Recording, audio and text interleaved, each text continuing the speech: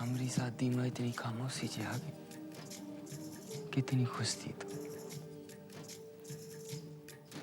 खुश तो मैं अब भी हूँ, पर तू जा चाचा के लिए दुआ कर।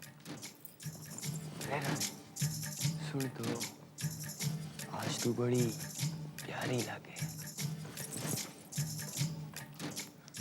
रे ऐसे मत बोल, हमारी सूरत का तो सारा नूर ही उतर जाएगा। काहे?